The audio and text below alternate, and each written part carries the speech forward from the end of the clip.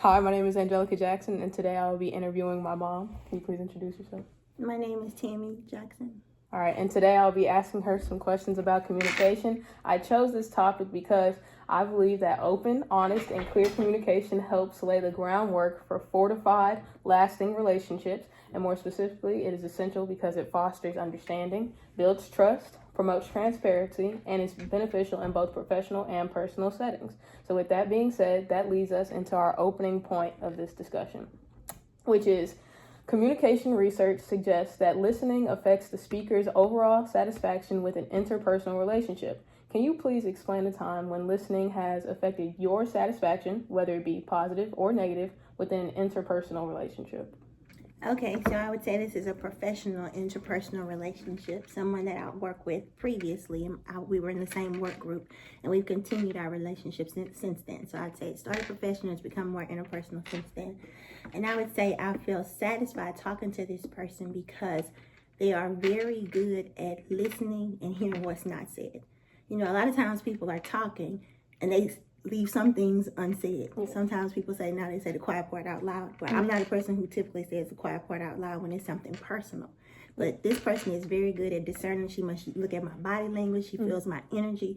And she can ask me questions to make me know that she kind of gets me. She knows when I'm a little bit off. She knows when I'm on. She knows when something is not quite right about something I've said, or if she needs to probe a little further. And she doesn't push. She just digs just a little bit, not to be invasive, but to let me know she cares.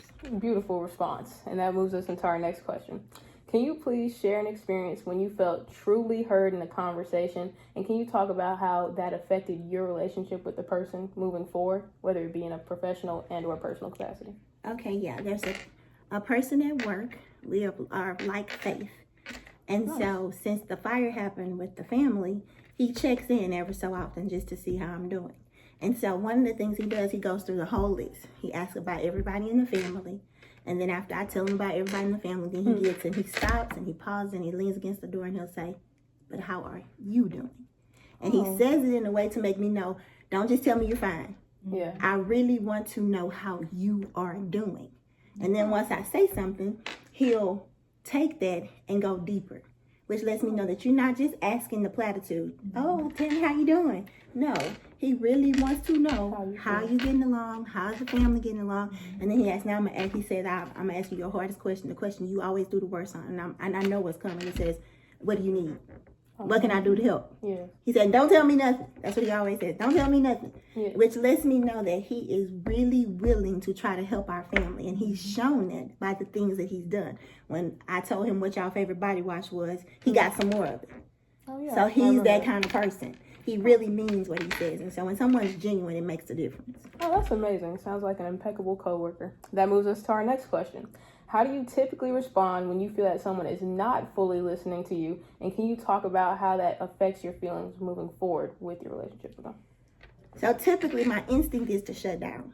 But I try to resist that instinct because if I feel like you're not interested or not engaged or you're distracted for whatever reason, it makes me not want to talk. Because one of my least favorite things to do is repeat myself over and over. So if for whatever reason you can't listen to me, then I'm just like, okay, let's table this conversation perhaps to a time when you're less distracted or you're more in tune. Or if it's a conversation that can't be tabled, it can't wait, it has to be done now, then what I try to do is, okay, the way I'm talking is not getting to this person. They're not hearing me. They're not connected to me. So what can I do to reestablish a connection? What can I do to help them understand that this is a conversation that I really need to have and I need you to be engaged? Well, how can I encourage them to engage with me? Not make them defensive. Yeah. You're not listening to me. Not that kind of stuff. Yeah. You have to really try to make a connection to the person and help them to understand you want to hear their viewpoint. That's why you're sharing yours. You want it to be communication, a two-way street. Oh, I absolutely love that, and I can completely empathize. Our next question is, can you personally think back to a time when you felt misunderstood or not listened to, and can you shed some light on how that impacted your connection with the other person? Okay, so yes, I can think back to a time when I felt misunderstood, but I was determined not to let that stifle the relationship. Was it professional or personal? It was personal. And when you're convinced that the person really cares about you, then you can be humble enough not to take it so personally.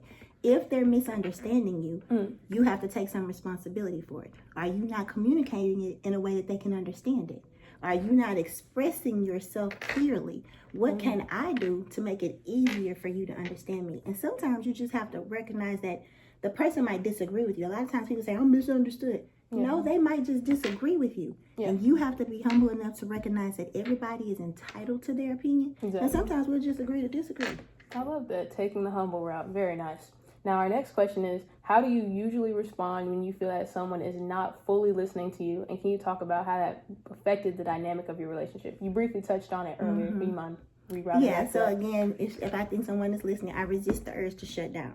If it's a superficial conversation that doesn't matter, you charge that one to the game. But if it's a conversation that needs to be had, then to me, it's my responsibility to push the conversation forward, not in a disrespectful way, but in a way that lets them know that I think this is important and I want your opinion. I want to be engaged with you. I want to have your input.